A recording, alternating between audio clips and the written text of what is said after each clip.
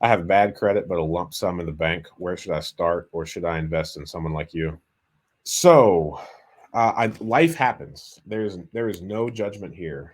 Bad credit is a thing. I am not a fan of the credit system. I am not a fan of our entire school system, to be honest. I was not a good student whatsoever, and I had to work through this weird thing where I realized that I didn't fit into the system. That I wasn't, in fact, stupid. I just didn't learn the way that most public school systems work, right? So similarly, I feel that same way about credit scores, right? They are completely based on just a bunch of arbitrary information that says nothing about me as a person. So I want to get that out there first. Um, the second thing I'll say on that is, unfortunately, being a real estate investor relies pretty heavily on your credit score. Now, I've made a video on this channel where I shared one of the times that I really jacked up my credit. And fortunately, I was able to fix it, but it was really scary because since I am a real estate investor, I could have potentially hurt my ability to get any future loans. So when that happened, that's when I realized, hey, I should probably educate myself on what goes into a credit score.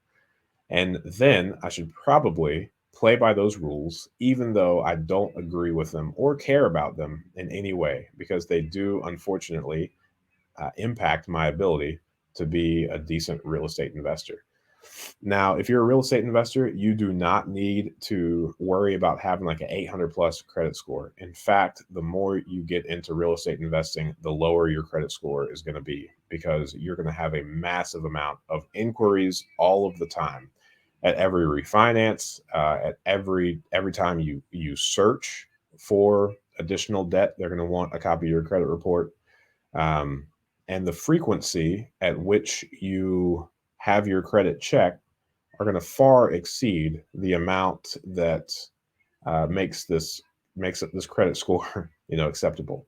So one lender told me that while 800 is a fantastic score for your normal person, if you are above a 700 as a real estate investor, then that's the benchmark, being 700 or more. Nobody expects a real estate investor to be above an 800 because of the way that those inquiries are made. Now, I imagine that if you're a highfalutin multifamily syndication person, that you're not doing any personal guarantees or something like that, sure, you can have an 800 credit score because you're not having nearly the amount of inquiries. But in the single family home investing space, you're always going to have inquiries because you're always going to personally guarantee the loans that you take. I'm sure this video is going to hit the ears of someone that knows how to finance single family homes without a personal guarantee. And I'm not interested in having a conversation about it. None of the lenders that I work, that's really an option. So fix your credit score because you're going to need it.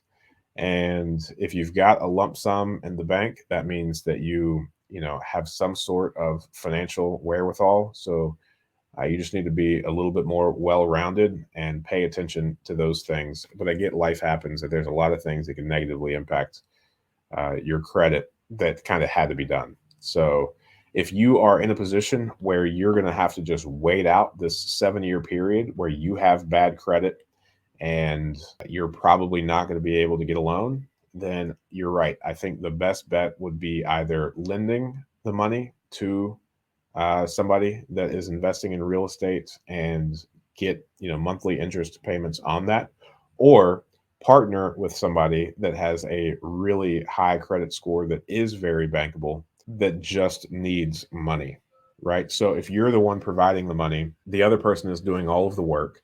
They have the credit score and hopefully like a high W-2 job so that they can qualify for any of the loans that you two want to take on together.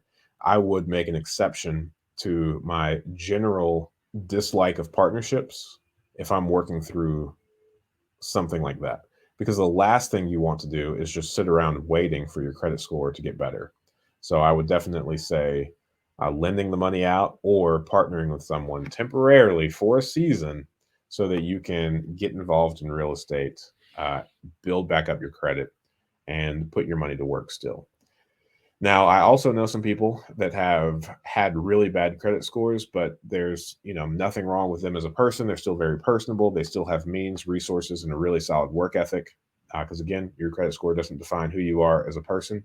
And some people with low credit scores have been very successful in negotiating a bunch of subject to purchases or seller financing purchases to getting started in real estate investing. And I think that's also a really fantastic approach.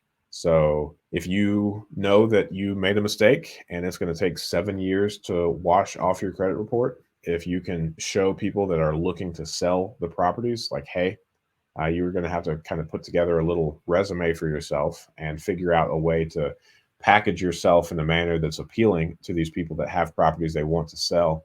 A lot of real estate investors that are kind of ready to retire, they still love the monthly income because they've gotten accustomed to it, but they just don't want to deal with those day-to-day issues of running a real estate investing business. So they're likely inclined to at least consider an option where they seller finance, you manage the property, you make monthly payments to them, and you get to keep the spread between what the rental income is, all the other expenses, and the mortgage payment. So there are some ways to get really creative and work around your credit score, in addition to just partnering with someone else or lending your money out. Thanks for watching that clip. I thought that was a good question. And I think you can ask good questions too. Join us every Friday morning at 8 a.m. Eastern Standard Time for a live stream Q&A where we answer plenty of questions just like this one.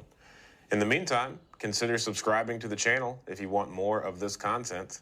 And if you want to increase your deal flow, analyze properties better, and help me feed my family, click the link below for a free 7-day trial of PropStream.